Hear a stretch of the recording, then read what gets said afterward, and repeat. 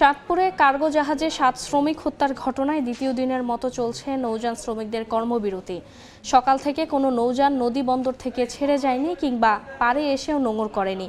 মোংলা এবং চট্টগ্রাম বন্দরের মাঝ নদীতে পণ্য খালাসের অপেক্ষায় রয়েছে বেশ কয়েকটি জাহাজ, কিন্তু শ্রমিকদের বিক্ষোভ কর্মসূচিতে বন্ধ রয়েছে খালাস কার্যক্রম। এতে লোকসানের শঙ্কায় রয়েছেন আমদানি ও রফতানিকারকরা। পণ্য সরবরাহ কাজ ব্যাহত হওয়ায় বিপাকে আছেন ট্রাক শ্রমিকরাও।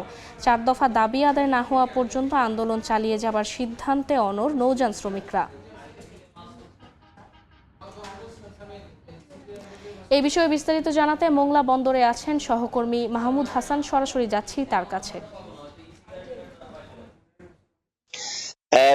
চাঁদপুরে কার্গো জাহাজে ৭ শ্রমিক হত্যা ঘটনা নিয়ে মোংলা বন্দরে যে লাইটার শ্রমিকদের কর্মবিরতি দ্বিতীয় দিনের মতন চলছে। তবে মোংলা বন্দরে কিন্তু 14টি বাণিজ্যিক জাহাজ অবস্থান করছে। সেই বাণিজ্যিক জাহাজ থেকে কিন্তু এখন পর্যন্ত তাদের কার্যক্রম বন্ধ আছে। কোনো পণ্য খালাস বা বোঝাই হচ্ছে না। এছাড়াও মোংলা বন্দরের পশুর চ্যানেলে প্রায় 2 শতাধিকেরও বেশি লাইটার এবং কার্গো জাহাজ এখানে অবস্থান করছে। কোনো জাহাজ এখান থেকে অন্য কোথাও যাচ্ছে না, তারা কিন্তু এখানে অবস্থান করছে। এবং এই লাইটার জাহাজ শ্রমিকেরা কিন্তু একটা কথা আমাদেরকে জানিয়েছে, যতক্ষণ পর্যন্ত সরকারি বা মালিক পক্ষ থেকে তাদের কোনো সিদ্ধান্ত গৃহীত না হয় ততক্ষণ পর্যন্ত তারা কিন্তু এই আন্দোলন চালিয়ে যাবে এবং তাদের কর্মবিরতি তারা কিন্তু ধারাবাহিকভাবে চালিয়ে যাবে, যার ফলে কিন্তু মোংলা বন্দরে এই লাইটার কারগুলো এখানে অবস্থান করে আছে। এবং এই লাইটার গুলোতে প্রায় ৮০ ভাগেরও বেশি লাইটারে কিন্তু পণ্য বোঝাই করে আছে। এই পণ্যগুলো নিয়ে কিন্তু দেশের বিভিন্ন অঞ্চলে যাওয়ার কথা ছিল, কিন্তু তারা এই কর্মবিরতির ফলে কিন্তু তারা এখান থেকে যেতে পারছে না। তবে ফেডারেশনের মোংলা শাখা নীতিমন্ত্রী আমাদের যে কথাটি জানিয়েছে যে গত 2 দিন অতিবাহিত হলেও এখন পর্যন্ত মালিক পক্ষ বা সরকারিভাবে সরকারের পক্ষ থেকে এখন পর্যন্ত তাদের কোনো সিদ্ধান্ত গৃহীত হয়নি।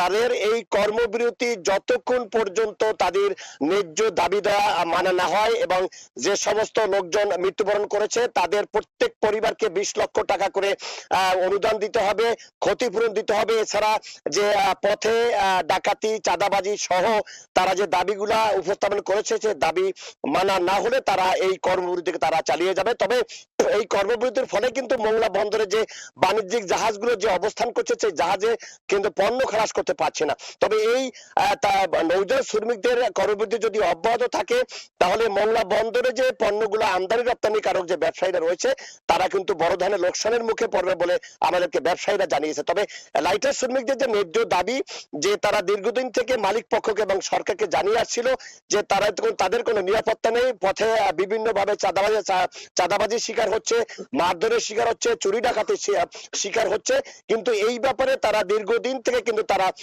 দাবি করে আসছিল, কিন্তু মালিক পক্ষ তাদের এই দাবি কিন্তু মানা হয়নি। কিন্তু তাদের একটাই বক্তব্য, যতক্ষণ পর্যন্ত তাদের এই ন্যায্য দাবি মানানো হবে ততক্ষণ পর্যন্ত তাদের এই কর্মবিরতি অব্যাহত রাখবে।